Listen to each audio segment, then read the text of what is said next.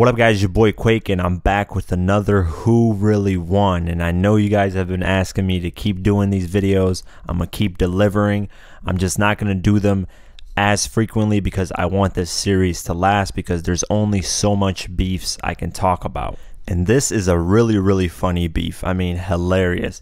And this is essentially the first online beef. This is when YouTube was in its infant stages and rappers just started using YouTube to upload their music videos, and now they finally use it to beef with each other. And why I decided to do a video on this beef was just simply because it was funny, and it started in possibly the dumbest, most immature way. It was over a record label, and it had nothing to do with them actually dissing each other in any form.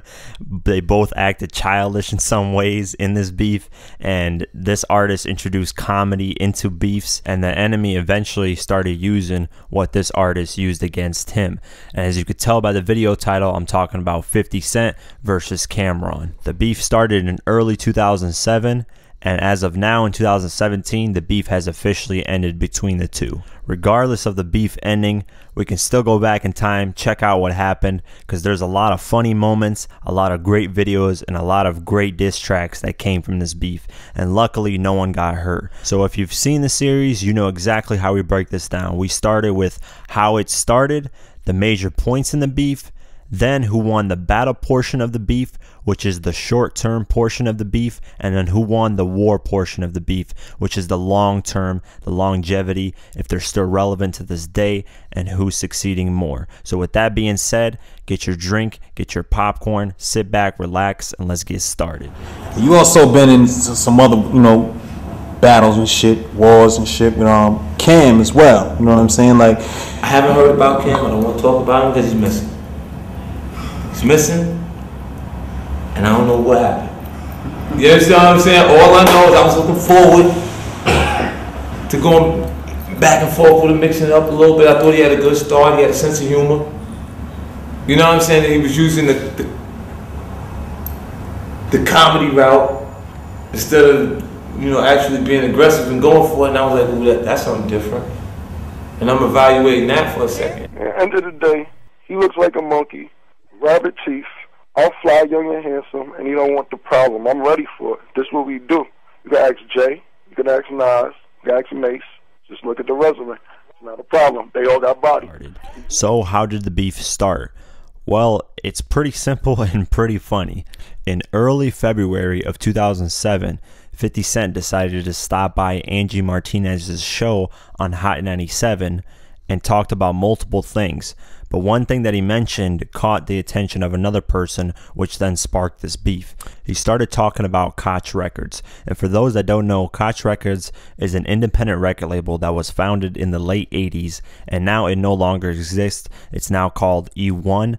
But 50 decided to talk about Koch Records and simply say that if an artist is at Koch Records, they're dead. It's a graveyard ship. Any artist that's signed to an independent label sucks and isn't worth a major label's time.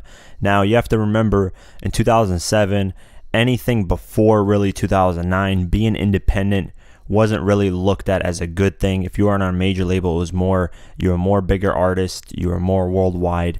Being independent at that time didn't really make sense. Now it makes much more sense because you have the internet to promote your music. So at the time, 50 had a point. And usually an independent artist wouldn't be that big. They would make more money off their projects, but they wouldn't have the notoriety as much as a major label artist. And when 50 called Koch Records a graveyard shift and that he could shut down any project on Koch Records, the general manager heard that, took offense to that, and decided to call into Angie Martinez's show and ask 50 why is he disrespecting Koch Records. They talked for a little bit, but 50 heard Cameron in the background on the phone, and he asked to speak to Cameron, and this is where things got funny and really interesting.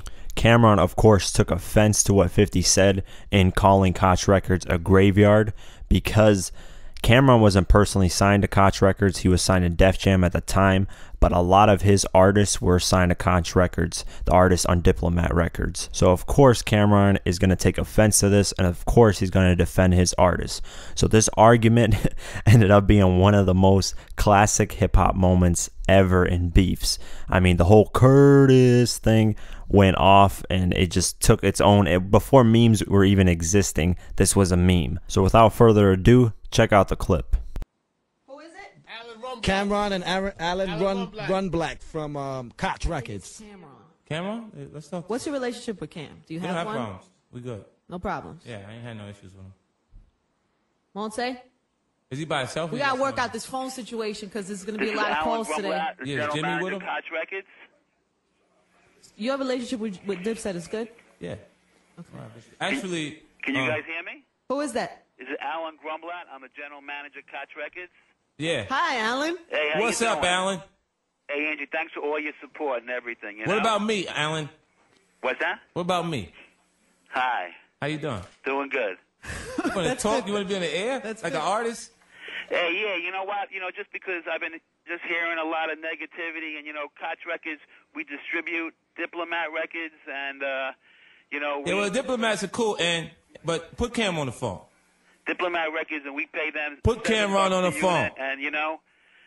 Put Cameron on the phone. Hang on. Hold on a second. Hello? Cam, what's up, baby? 50, what up, baby? Everything good. I just want to step in because I heard you could shut things down over here, and I just want to make sure what's going on. You know, they owe me some things over here. I just want to see what's going on. You can shut down Diplomat projects. I'm not talking about diplomats. Cam, if you really want that? Nah, that's what I was asking. Can you do it? That's what I'm asking. What I'm saying to you is, listen, let me explain something to you. No, I'm saying I'm to you, I listening, got brother. projects over there. You just signed off. I just signed you just off did Prodigy deal over right. there, I didn't just let him do that deal, homeboy. Exactly. So why would you let him do a deal at Koch, a place that you think is the graveyard? It is the graveyard. So why would you let your man? The only one, you know what it is? Why would you let your buddy that you mess with? Because he asked for it. Like, I don't hold people against their will. See, Cam, let me tell you something. Look, like we clear that everybody is visible that this is where artists go after the majors won't invest in them anymore. All right, let me explain something to you. I got 3 different distributions. I got Def Jam, which is Listen. a major. When I got Warner Brothers, which is a major. Yeah, and the reason why, look, let me tell you. No. Cam, for one second. Wait, Cam, let's hear. Cam, hold up, Cam, because you. 3 different. We're not talking about your money, Warner Cam. Brothers, Listen to this. Check this out. Def Look, if you got, look, Well, okay, when you was on Def Jam, We gotta let each side say all what right, check they're this out, saying. Cam. I'm listening. Let him rock for a second. Yo, where did Lloyd Banks finish at? How much Lloyd Banks sold? Well, Lloyd Banks is at 300,000. And he's on the major, and Jim is at 300,000. Right. And that's great for Jimmy, because Jimmy's not, listen, look. That's great for Jimmy. Like, every time I talk about balling, you know what, Cam? If you want to do... Lloyd Banks is at 300,000. Jim Jones is at 300,000. Yeah. Jim Jones is on an independent. Lloyd Banks is on Yellow. But Lloyd Banks has more money than Jim Jones, and when you want to talk on that level. See, you get ready to turn it into something else. Check this out. What is you talking about? Then you let Prodigy come over here. Yeah, I let him do a deal over there because he asked to do the deal over there, and I said, you know what? You can go if you want to do that. How much Mobb Deep sold this year? All right, y'all gotta. Curtis.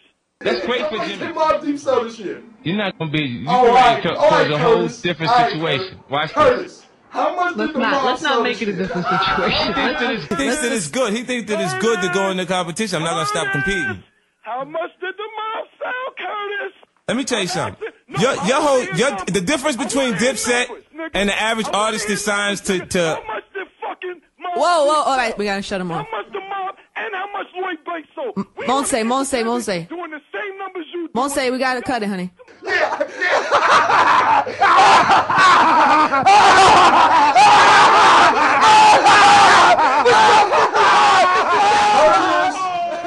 So as you can tell, this whole thing went left completely. Cameron did not allow 50 to talk at all, and a lot of funny ass sound bites came from this, with how much did the mob sell, Curtis, and just saying that shit over and over again. Ended up becoming its own meme before memes even existed. And this is what sparked the beef officially. And then 50, being the savage that he is, decided to take it on wax and drop the single Funeral Music. And this track was hard, man. This is when it officially started, and it was clear that 50 was pissed at Cameron because of what happened at the radio interview. 50 felt disrespected and said, fuck it, I'm going to take it on wax and we're going to officially start the beef. You guys know 50, he will not let up when it comes to beefs. If he wants to go to war with you, he will definitely go to war with you. And it's clear because it only took a few days after that radio interview for 50 Cent to shoot the music video and drop the diss track Funeral Music. Cam, I mean, I was being nice to him. Okay, I get him. You niggas should worship the ground I walk on. I make meals off the tracks I talk on. It's king. 50, don't call me nigga, I don't wanna talk it out. The 40 cali hit your leg, go on, walk it out. I see it clear, you trying to sabotage Timmy. See what happens when you talk after sipping the Henny. Attempted murder, get a year on probation. Damn it, you clear what you facing. The word on the street is 50's not Jay, and Cam better stay out his way. I'm not gonna destroy Dipset. Gotta make changes. From now on, Jimmy's the boss of Dipset, and Jewels is the capo. He's gone. Cam's demoted to soldier. We like Jimmy better anyway. And a lot of people don't know this, but Cameron said after 50 dropped the Funeral Music track, 2 big bodyguards in black suits delivered black roses to Cameron's office in Koch Records. And obviously black roses symbolize death. So that's crazy that 50 did that. And Cameron just said he simply took it as a joke. I remember him doing, you know, we argued on the phone on the radio. And then I remember him the next day doing a video. And he actually had 2 like big bodyguard dudes deliver black roses to my office. Like, so I was laughing. I'm like, oh, this dude is entertaining. And oh my God, out the gate, 50 came out hard. I mean, just on the first verse, you guys should worship the ground I walk on. I make meals off the tracks I talk on. I was like, what the fuck? He killed it. And then he continues like, 50, don't call me sucker. I don't want to talk it out. The 40 cali hit your leg. Go on, walk it out. I was like, what the fuck, man? I lost my shit. I was like, 50 got it. And on top of that, the visuals were gangsta as they could be. The vintage 50 reminded me of 50's Heat video from the Get Rich or Die Trying days. And then the hook was even melody driven, so it was something you could sing along to. So he just destroyed Cameron, came out the gate with heat. And of course, Cameron could not go out like a sucker. He decided to respond immediately with a track called Curtis, which is 50 Cent's real name. This ain't a label, Curtis. I'm freaking with family. See my squad done waited right behind them bars this gated. Hopped out the casket, bastard, reincarnated. Yep, so have a seat. This gonna be a masterpiece. I have to beef. He look like a gorilla with rabbit teeth. Bugs, monkey, act hard with a crack guard. That Mac Bras, that video ain't Queens. It's your backyard. Shout to a real Queens dude. You know Kenneth McGriff. He ran from police. You run with police. You ain't from Southside. You about to get your mouth wide. Rewind the DJ. You ain't 50 Cent from BK. Yeah, he deserved to be nervous. For me to sex they tell, but let's talk record sales. Wells, 800, Jim, 400. I cop more cribs, more cars, got more blunted. For the year out, dog, I'm trying to be clear. Banks brick, my brick, Buck ain't been out for 3 years. The track was good, but the visuals made it even better because it was so funny. Cameron going up to random people asking them to yell out Curtis was hilarious. I mean, one guy on there had like no teeth, so when he said Curtis, it sounded like Curry, and I was just crying. He also added a part 2 where there was this guy who acted like Curtis, which is 50 Cent. He decided to take the stand and snitch on everybody in the hood, and it was just hilarious, dude. Cameron, it showed a side of Cameron where he can make comedian films, and if now, since the beef is squashed, if they could team up and do something on the comedy route, it would be hilarious because 50's funny, Cameron's funny, so that was definitely had me crying throughout the whole thing. I go by the name of Curtis Jackson. Locked up? I've been there. I went to the police academy. Now, I'm doing the locking up. This show is not about snitching. It's about cooperating. So now, I welcome you to Curtis. Yeah, nigga. Welcome. My show. My rules. I'll lock your punk ass up, man. May the witness state his name, please. Informant Curtis Jackson. 079-78-959. You's a snitch. And why are you here? Him right there, in the beige vest, that nigga sell all the drugs. All the drugs. And that man right there, Gray, he ain't shit. Yeah, that nigga be beating up on his baby mom, but you ain't here for me. You's a real faggot. You keep quiet now, settle down. Yeah, and that nigga right there, yeah, you, with the black fitted. Yeah, that nigga shot me about 2 years ago. You shot yourself, Curtis. Stop. I know he did it. I saw you. And that dude, yeah, that dude right there, all I gotta say about him is murder. All y'all niggas going down, man. I'm telling on all y'all. G, you net.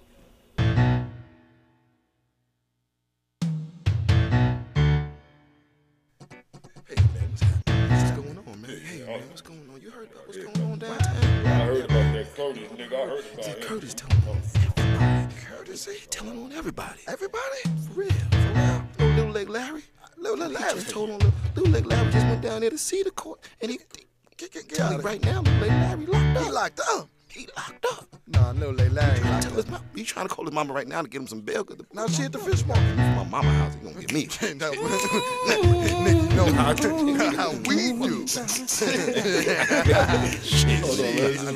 I get down to something different. That nigga Curtis is a snitch. He's snitching, Curtis.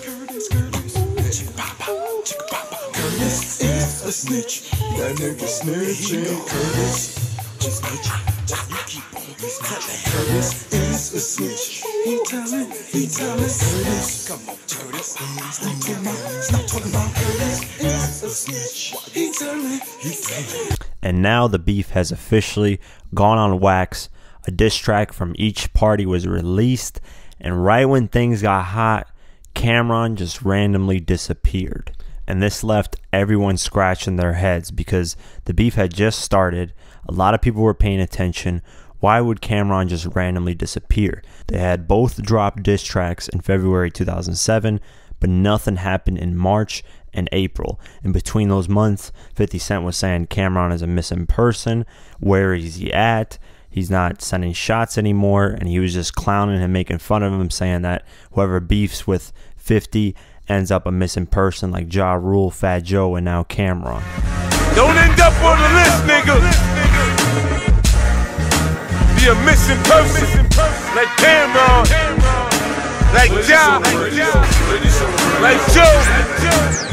And with 50 running his mouth radio station to radio station, Cameron in May of 2007 finally decided to show his face again in a video where he's in Florida by his pool, and he basically explains why he was gone for the time that he was gone.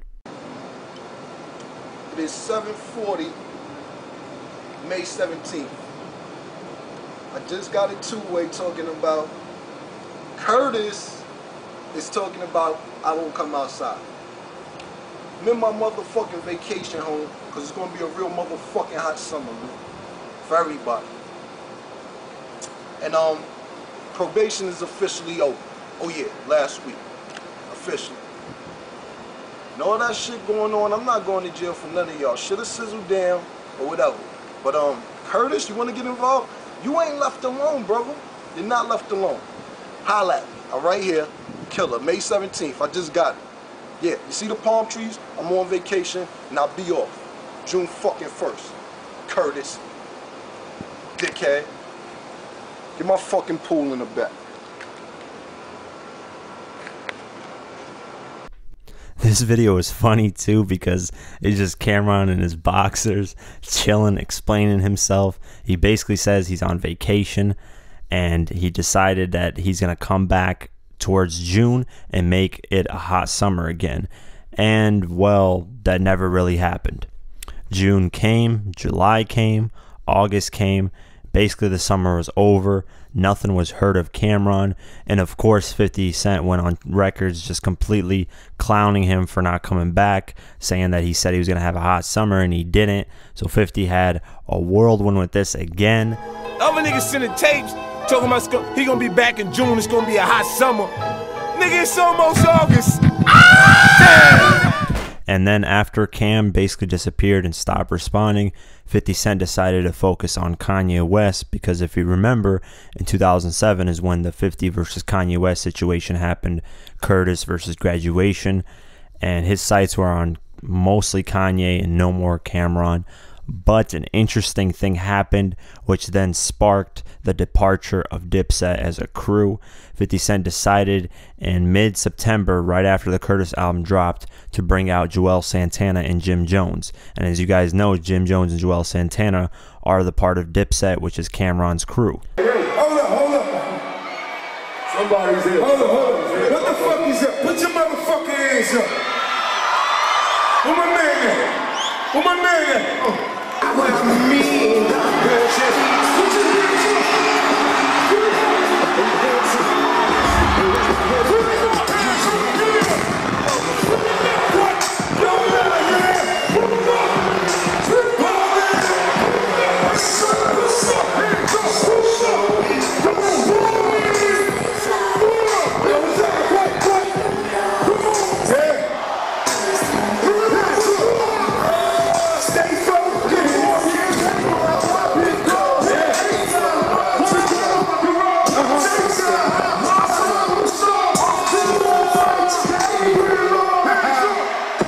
And this obviously caused tension between Cameron, Jim Jones, and Joel Santana, which then eventually ended up breaking up Dipset. Jim Jones stopped talking to Cameron. Joel Santana stopped talking to Cameron. They decided to side more with 50. And still to this day, Dipset isn't where it used to be. And this is all credited to 50 Cent. I feel like him doing these smart chess moves of bringing people that are close to Cameron, manipulating them, having them side with 50 more than his own former boss, Cameron. You know, Jim Jones and Joel's were like, fuck it, we're going to go with 50. Cameron's completely disappeared on us. He's not even checking on us anymore. Cameron just seemed like he stopped caring completely. And of course, 50 took advantage of this, being the smart, 48 laws of power moves that he does. He took advantage, and Dipset was never really a crew again. And I'm sure Cameron saw that, and in late November of 2007, he decided to do an interview with Miss Info and explain why he had disappeared. He said his mom was battling a few seizures, and he made sure she was okay, and he wasn't really worried about 50. He was more worried about his mom, and he was cool with Joel Santana and Jim Jones going out with 50. He didn't really care. Now, after all this had happened, in 2011, 50 Cent and Cameron officially squashed the beef. Cameron said on MTV's Rap Fix that he's cool with 50, he has no issues. And then in late 2016, there was a picture of 50 and Cameron chilling at the This Is 50 offices. And ultimately, it's great to see that this beef is officially over. No one got hurt. We just got some great diss records. And on top of that, we got some great visuals that were funny. And now let's officially get into who won the battle portion of the beef and who won the war portion of the beef. For the battle portion, this one was close in the beginning.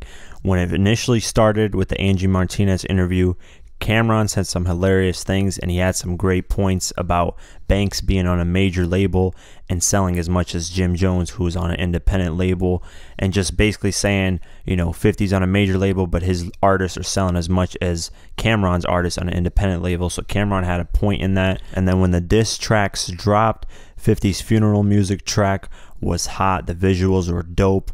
Then when Cameron dropped Curtis, The visuals were dope. The track was pretty good. So they were equal in terms of diss tracks. But then as time went on, Cameron disappearing in the midst of the beef happening made it look like 50 won easily then after that. I mean, you can't just disappear regardless if you have things going on.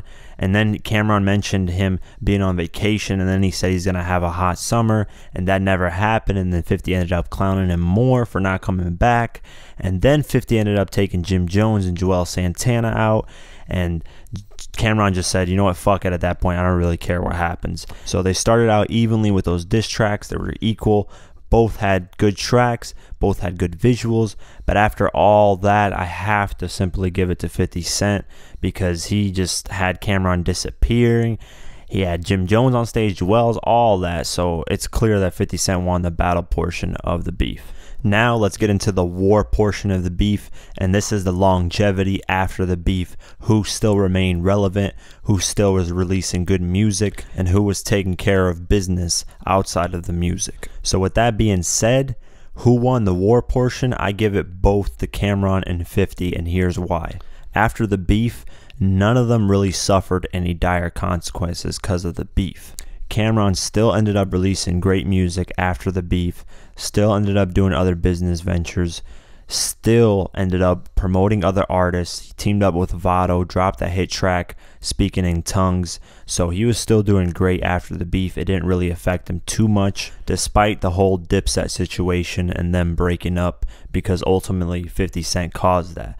But 50 had his own L's after the beef. After the beef, he ended up taking the L with Kanye West, you know, the bankruptcy thing, but 50 Cent still ended up remaining relevant, releasing some great music, I'm the Man Going Gold, business ventures and stuff like that. So none of them really suffered long term, and now they're on good terms. So I give it to both. They both won the war portion.